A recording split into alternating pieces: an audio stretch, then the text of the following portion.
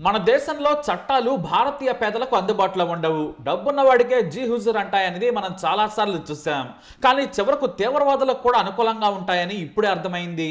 ఎందుకంటే మనం ఇంకా ఓ తీవ్రవాదిని, అది కూడా మన దేశ సార్వభౌమత్వంపై దాడి చేసి ముగ్గురు సైనికులను చంపిన రాక్షసుడిని పెంచి పోషిస్తున్నాం. వాస్తవానికి వాడికి జైల్లో ఇంత విషం పెట్టి చంపేస్తే ఎవరన్నా అడుగుతారా? లేదంటే దూరంగా తీసుకెళ్లి కాల్ చేసినా కూడా అడగరు. కానీ మనం మాత్రం ఓ కుక్కను 24 ఏళ్లుగా పోషిస్తున్నాం. ఎందుకంటే మన చట్టాల్లో అన్ని లొకలొకలు ఉన్నాయన్నమాట. ఆ లొకలొకలు తెలిసిన లాయర్లు కోట్లు సంపాదించేస్తున్నారు. ఓ గంట వచ్చి కోర్టులో కనిపిస్తే చాలు, ₹1,00,00,000. కొంతమంది మరీ ఇంత దారుణంగా ఉన్నారు. ఓ సెక్షన్కు మరో సెక్షన్ లింక్ పెట్టేసి వాదించేస్తారు. చట్టాల్లోని లూప్ హోల్స్ ని వాడుకొని కోర్టులో మాయమాటలతో ఆడుకుంటారు. ఇప్పుడు టెర్రరిస్ట్ కూడా మన చట్టాల్లోని లోపాలను వాడుకొని హాయిగా తింటూ యథేచ్ఛగా బ్రతికేస్తున్నాడు. మన దేశం మీద దాడికొచ్చిన వాడు మన సైనికులను చంపేశాడు. అలాంటి వాడికి రాజ్యభోగాల? మనం ఎంతైనా ఇజ్రాయెల్ను చూసి నేర్చుకోవాలేమో. ఎందుకంటే తమ దేశ పౌరుల ప్రాణాలకు అత్యంత విలువనిస్తుంది ఇజ్రాయెల్. ఒక్క ఇజ్రాయెల్ పౌరుడి కోసం 100 మంది కాదు, 1000 మంది తీవ్రవాదులైనా చంపేస్తుంది.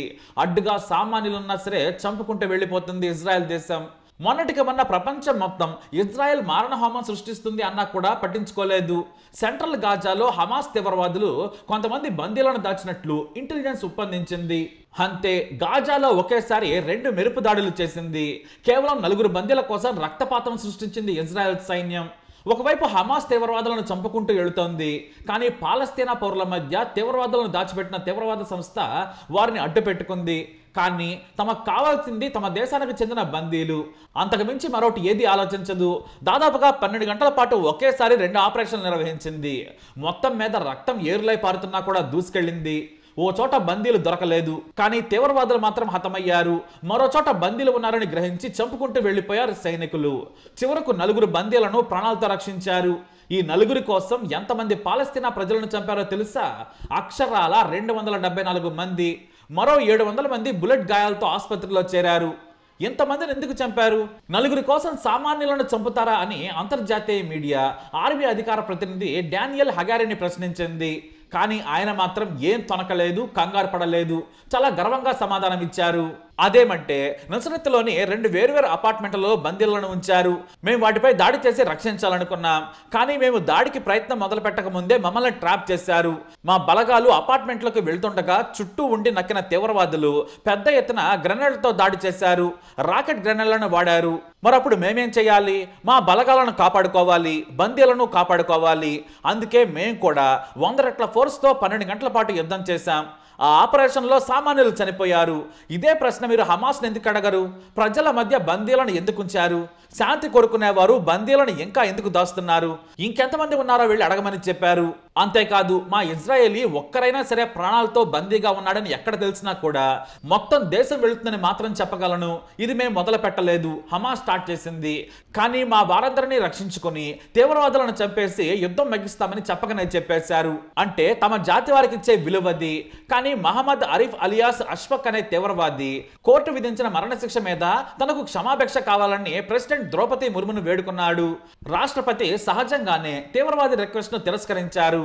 కానీ అంతవరకు వెళ్లేందుకు మన చట్టం, మన వ్యవస్థ ఎందుకు ఆ తీవ్రవాదికి అంత ఛాన్స్ ఇచ్చింది? మనం ఫెయిల్ అయ్యామా లేదా వారికి స్వేచ్ఛనిచ్చామా అనేది చూడాలి.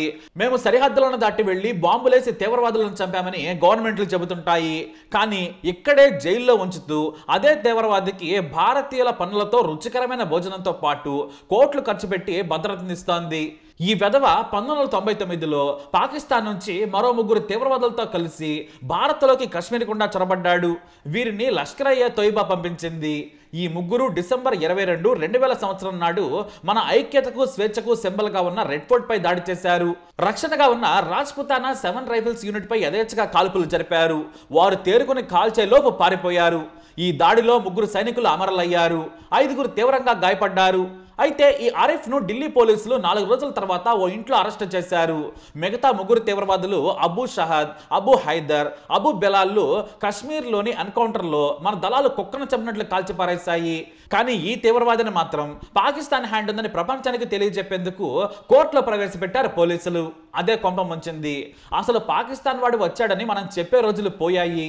మన దేశంలోకి పాకిస్తాన్ వ్యక్తి అక్రమంగా దేశంలోకి వచ్చాడంటే కాల్చి చంపేయాలంతే, లేదంటే మనం చులకనైపోతాం. ఈ ఆరిఫ్ గాడికి ట్రయల్ కోర్టు 2005లో మరణశిక్ష విధించింది. వీడికేమో మన దేశంలోని కొంతమంది లఫూట్ లాయర్లు సహకరించారు. ఇంకేముంది, మళ్ళీ ఢిల్లీ హైకోర్టుకు వెళ్ళాడు. ఆ న్యాయస్థానం కూడా నీకు ఉరిశిక్ష సరైందని తేల్చింది. మళ్ళీ సుప్రీంకోర్టుకు వెళ్ళాడు. అక్కడ కొన్నాళ్ల పాటు విచారణ జరిగింది. ఉన్నత న్యాయస్థానం కూడా అక్రమంగా దేశంలోకి ప్రవేశించి మా వ్యవస్థపై దాడి చేసిన నీకు ఉరిశిక్ష సరైందని 2011లో తీర్పునిచ్చింది. మళ్ళీ 2 బెంచ్ పిటిషన్ అంటూ సుప్రీంను మళ్ళీ ఆశ్రయించాడు ఆరిఫ్. ఈ క్యూరేటివ్ పిటిషన్ ను న్యాయస్థానం 2014లో తిరస్కరించింది. ఆ తర్వాత రివ్యూ పిటిషన్ వేయగా 3 న్యాయమూర్తులు ఓపెన్ కోర్టులోనే మరణశిక్ష సరైందని తేల్చారు. మళ్ళీ 2016లో ఆరిఫ్ తన న్యాయమూర్తుల ద్వారా రివ్యూ పిటిషన్కు అర్హత ఉందని కోర్టుకెళ్లాడు. అక్కడ ఈ కేసు మళ్లీ విచారణ సాగింది. అంటే నవంబర్ 3, 2022న సుప్రీంకోర్టు చివరి తీర్పునిచ్చింది. ఈ ఆరిఫ్ అనే తీవ్రవాదిని ఉరితీసి చంపమని ఆదేశించింది. మళ్ళీ రాష్ట్రపతి దగ్గరకు వెళ్లి క్షమాభిక్ష పెట్టమన్నాడు. దేశంలోకి అక్రమంగా వచ్చి మా సైనికులను చంపిన వాడికి క్షమాభిక్ష దొరుకుతుందా? దొరకనే దొరకదు. మరిది వాడికి కూడా తెలుసు. కానీ ఇదంతా టైం పాస్ కు చేస్తున్నాడు ఆ తీవ్రవాది. వాడికి మన వ్యవస్థ కూడా సహకరించింది. మరి చివరకు అన్ని మూసుకుపోయాయి. అసలు ఒక తీవ్రవాది మీద ఇన్ని కోట్లు ఖర్చు పెట్టి అంత అవకాశం ఇవ్వడం ఎందుకు? సగం జీవితాన్ని జైల్లోనే గడిపేశాడు. చిత్రహింసలు పెట్టి విషయాలను రాబట్టుకోవాలి. ఆ తర్వాత కుక్కను చంపినట్లు చంపేసి కుక్కలకెయ్యాలి కదా. ఇలాంటి మతక వైఖరి పనికిరాదని సగటు భారతీయుడు కోరుతున్నాడు. పాకిస్తాన్కి మొగుడు మా పార్టీనే అని చెప్పుకోవటం కాదు. అసలు ఈ ఆరిఫ్ గాడు మనకు చుట్టమా? అసలు తీసి పారేయాలి. వాడు 24 ఏళ్లు జైల్లో ఉంటూ మన తిండే తింటున్నాడని వింటుంటేనే చిరాగ్గా ఉంది. దాదాపుగా 25 ఏళ్లు మేపాం, ఇంకా చాలదా? వాడికి ఏ రోగం వచ్చినా సరే కాస్ట్లీ మందులు ఇచ్చి పెంచి పోషించేస్తున్నారు. సరే, పాకిస్తాన్ జైల్లో కూడా ఇలాగే చేస్తారా? మన సరబ్జిత్ సింగ్ పాకిస్తాన్ జైల్లో ఉంటే ఆ అమాయకుడిని చంపేందుకు తీవ్రవాదులను అదే జైల్లోకి పంపి దారుణంగా ఇటుక పిల్లలతో కొట్టి చంపించారు నీచులు. కానీ మనం మాత్రం రాజభోగాలు సమకూరుస్తున్నాం. మన మెతక వైఖరికి తోడు తీవ్రవాదుల పట్ల కనికరం చూపించడం తప్పు. ఇజ్రాయెల్ మాదిరిగా ఒక్కడి కోసం 1000 మందినైనా చంపుతామనే కసి ఉంటే తప్ప మనం ఇక్కడ బ్రతకలేం. అలా ఉంది పరిస్థితి. మనల్ని చూస్తేనే భయపడేలా ఉండాలి. మరి మీరేమంటారు? మీ అభిప్రాయాన్ని కామెంట్ ద్వారా తెలియజేయండి. వీడియో అప్డేట్స్ కోసం మా ఛానల్ ఫాలో అవ్వండి. అలాగే తప్పకుండా సబ్స్క్రైబ్ చేసుకోండి.